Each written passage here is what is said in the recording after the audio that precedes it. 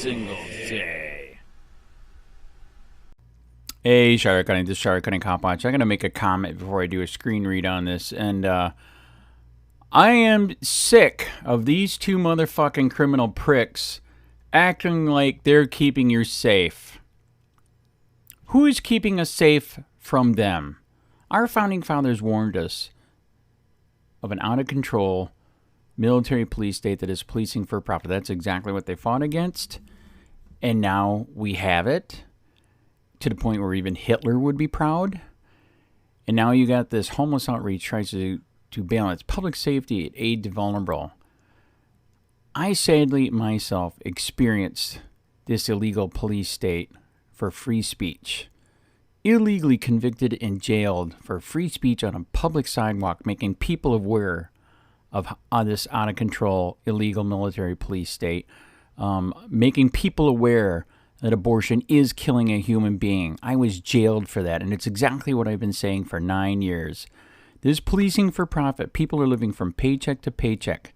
You keep them in there a week, they lose half of their stuff. You keep them in there longer than that, and everything's gone. The job's gone, the car's gone, the house is gone. It is disgusting. Who is keeping us safe from these two criminals right here that Hitler would be proud of? Putin would be proud of. Mao would be proud of. Xing in China, whatever the heck his name, would be proud of. North Korea's nutcase dictator would be proud of. Who's keeping us safe from them? They are the one making homeless people every single day. And one of the ways they were doing it, too, is with the Widman Act, which people can be arrested for violating probation and then illegally are guilty before proven innocent until their trial date, 30 to 60 days, no bond. Completely illegal, unconstitutional. I believe this is a civil rights class action lawsuit here in Florida. Why the fuck does it always got to be Florida? That fucks everything up. Violates the Constitution. These are the two making homeless people every single day. I was personally there 30 days. I saw it. I talked to them. I heard the horror stories and victimless crimes. You have to have a victim. More, 3/4 of the shit that people were in there for were for victimless crimes. These are the two we need to be safe from. Wake up, sheep. Will take a goddamn country back while you still can, because the FBI said if you even talk about this stuff, you'll be put on the list as an enemy of the state.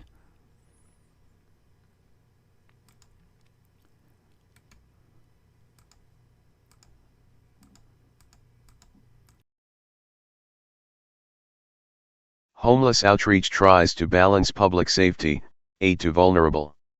Homeless Coalition, food pantry use has tripled since January. By Frank DeFury. Staff writer. Port Charlotte working with unhoused people requires a careful application of safety and outreach, according to local aid workers and deputies. The difficulties of this outreach were summarized when an unhoused man was arrested on July 30 for armed burglary. According to the arrest report, Charlotte County deputies encountered Michael Anthony Diebel, 29, at a residence on Augusta Avenue that had been vacant for 4 months. A witness reported seeing Diebel and another person inside the residence. Deputies read both Diebel and his companion, a 15-year-old minor, their Miranda rights and searched them. They reported finding a green pocket knife on Diebel's person and a hatchet in his backpack. Later on, Diebel was also found to have a small plastic bag with fentanyl residue on his person. According to the report, the two suspects told deputies that they had been looking for a place to stay for the night and found the residence with a window open. Phone contact was made with the owner of the property, who advised nobody had permission to be inside the residence, the report read. Diebel is being held on $12,500 total bond for the armed burglary charge, as well as 1 count each of tampering with or destroying physical evidence and possession of drug paraphernalia.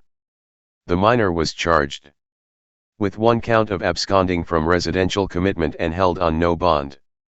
Jennifer Welch, Director of Development for the Charlotte County Homeless Coalition, told the Daily Sun it was not unheard of for unhoused people in the area to keep knives or other objects for protection.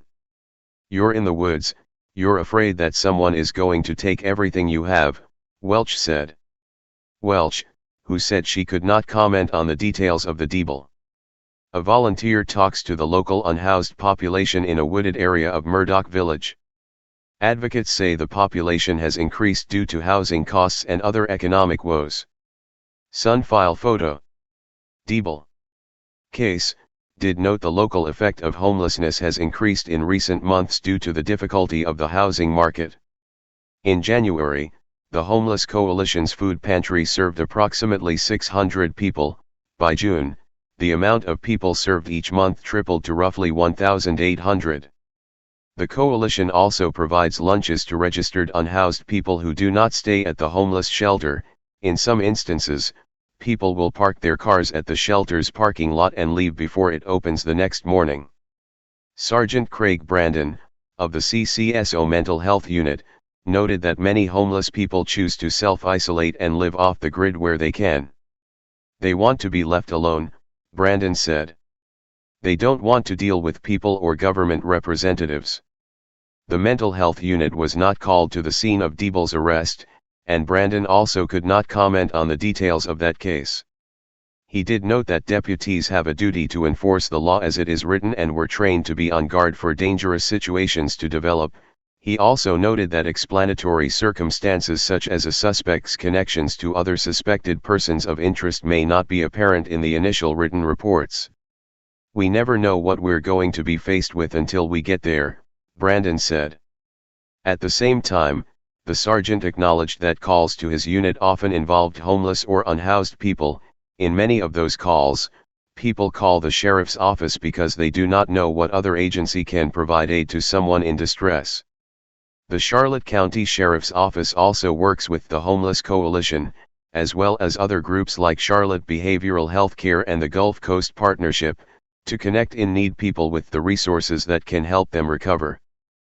Part of the MHU's training is to de-escalate situations where possible and try to divert subjects in need to resources that can help them get back on their feet, rather than into the criminal court system. That can be as involved as talking someone down in an emotional state, or as simple as getting a subject back in touch with loved ones or medical professionals. "We do what we can to try to help," Brandon said. Copyright Suncoast Media Group, Inc., edition August 14, 2022. Powered by Tnavia.